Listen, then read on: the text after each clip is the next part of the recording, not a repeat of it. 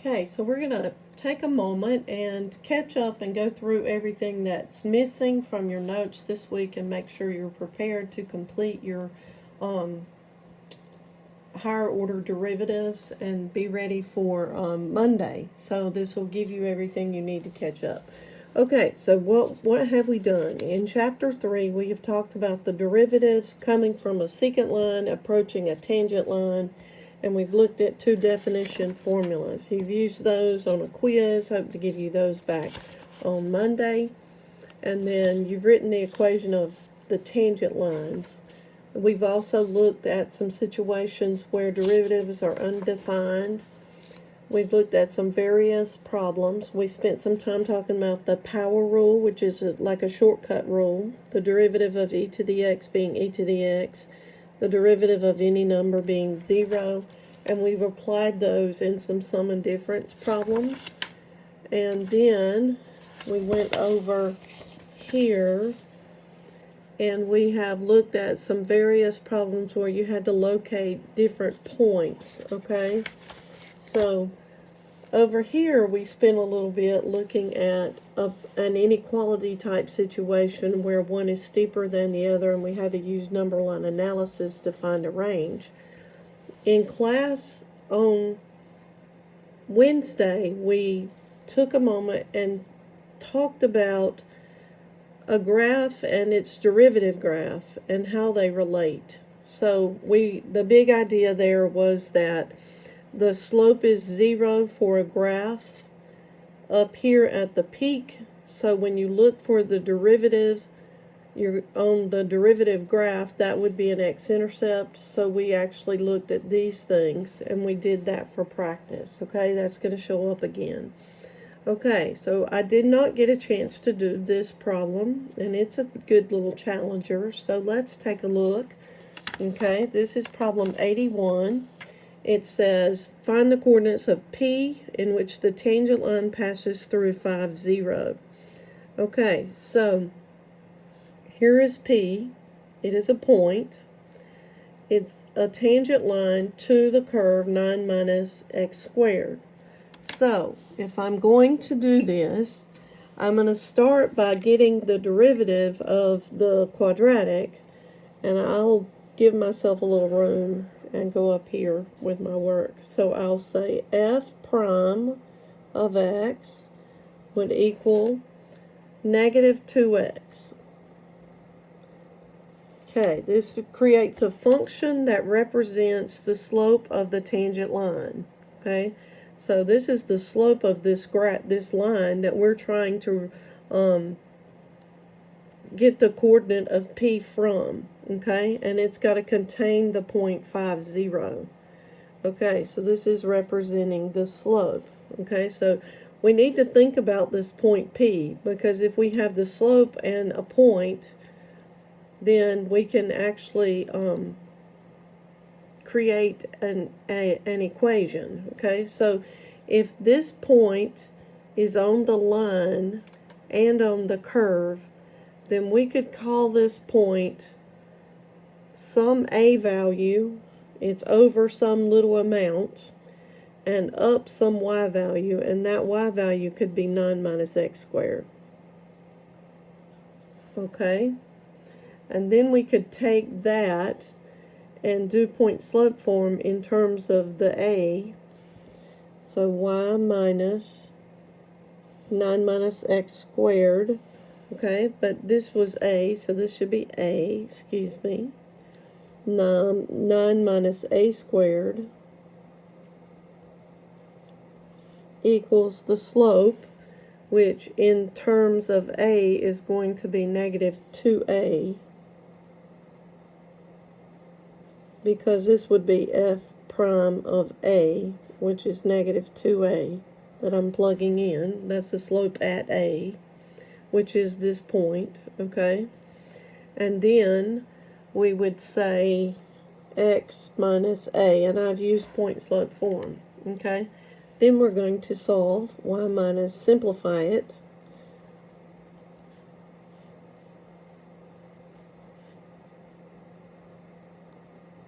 Okay, I'm at that point. Let's keep solving. let's solve for y. Y would equal, combining our like terms, we would wind up with subtract a squared from 2a squared and get a squared, okay, minus 2ax, and add 9. Okay, so what I have done is created the equation of a line in terms of the point a, 9 minus a squared, okay? And so if I take this and plug in the point 50, it should be on this. So I'm going to plug in the point 50. So that's going to give me 0 equals a squared minus 2a times 5 plus 9. So I have a squared minus 10a plus 9 equals 0. Factor a minus 9 minus 1. So a is 9 or 1. Okay, now going back to this, if I plug in the 9, I get 9, 0. That wouldn't make any sense since that's not on the x-axis. So it can't be the 9. So the value would be 1. I would have 1, 8 as the point.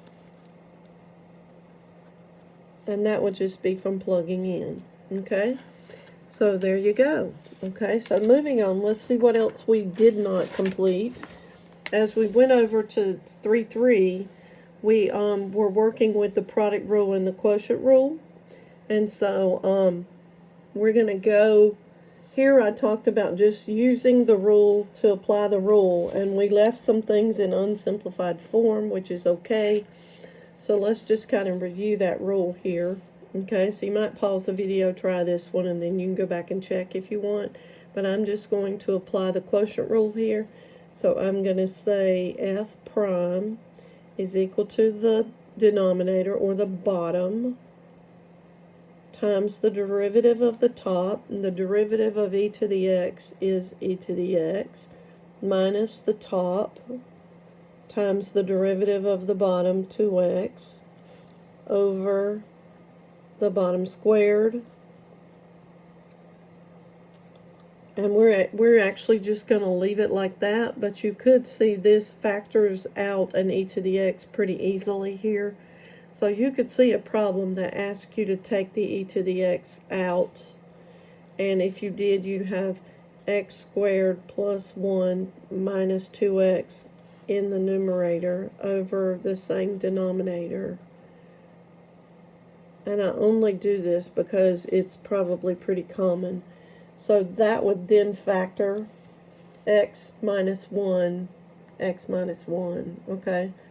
And so this would wind up being e to the x times x minus 1 squared over x squared plus 1. Okay? And so I'm not having you really go this far, but I'd like you to see it. So you could have left it like that. For your assignments that you're doing, you may put them in this form where they're not simplified. You've just applied the derivative. Okay, so something like 34, I'm not really going to finish this because it's just a matter of knowing.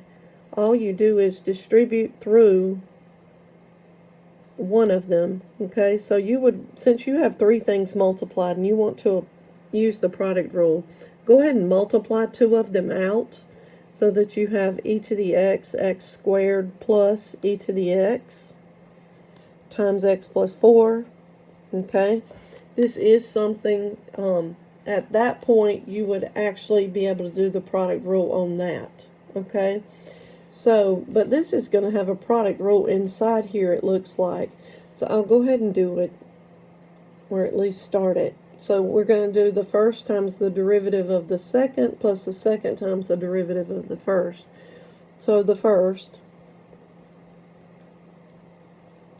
times the derivative of the second, which would be 1, plus the second thing times the derivative of the first. Now the thing about this is when you do the derivative of the first, you actually have to do a product rule right here.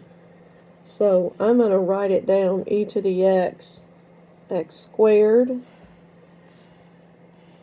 plus e to the x, and then I'm going to put a prime symbol up here because I have to do that derivative, okay? So now all of this I would copy down, okay? But I'm going to come on over here and talk about what to do with this.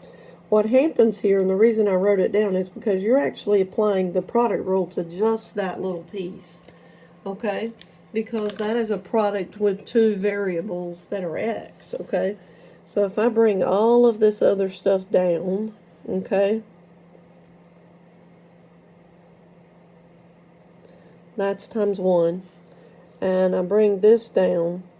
Now I'm going to deal with this. This is going to be the first times the derivative of the second, so you'll have e to the x times the derivative of the second is 2x plus the second times the derivative of e to the x, which was the first, and all of that would just be this part. And I just did the product rule within the problem, plus the derivative of e to the x would be e to the x. Now for our purposes, we're going to leave it like that because I want to see that you recognize when you have to do what. And you may do that as you do your assignments. Okay, but that is kind of a nice little problem to look at.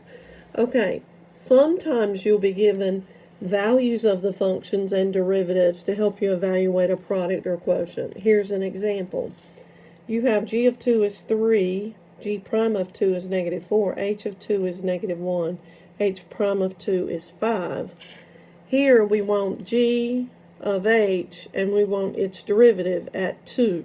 Okay, so what you would do in this type of situation is write down f prime of x in terms of g and h. So you would say the first is g of x times the derivative of h of x would be h prime of x plus the second would be h of x times the derivative of the first, which is g prime of x.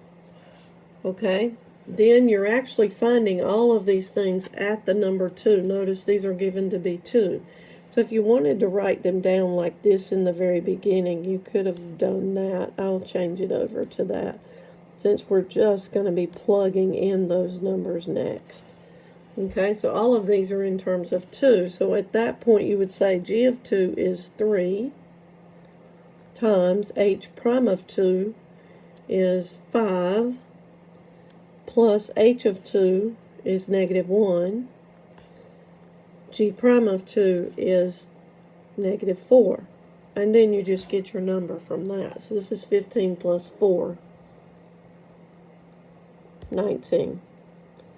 Okay, so that kind of finished off those examples that we didn't get to in class. We spent some time talking about different ways that you refer to the velocity function as it relates to acceleration and the derivative of the position, the second derivative of the position function being the acceleration, the first derivative being the first derivative of the position being the velocity. Okay, and then we went on over here. We did bunches of discussion on that, so we're going to move on, okay? I actually did this problem wrong, so let's make a correction because we were in such a hurry here. When I do the derivative of this, I'm actually getting the slope of the tangent line. So if this is the tangent line, this shouldn't be equal to the line. It should equal 2. Okay, let me fix that. So I'm giving you some pretty in-depth examples. So if this is the derivative of the tangent line, 2x plus k, then that would be the slope of the tangent line. So this should equal 2, okay, which means we have a little bit more work to do on that problem so that we can find k. So the first thing we know is k could be 2 minus 2x. Okay? That's the first thing that we know. Okay? Then we know that this is a point that's in common with at the point K. So we could take this and plug it into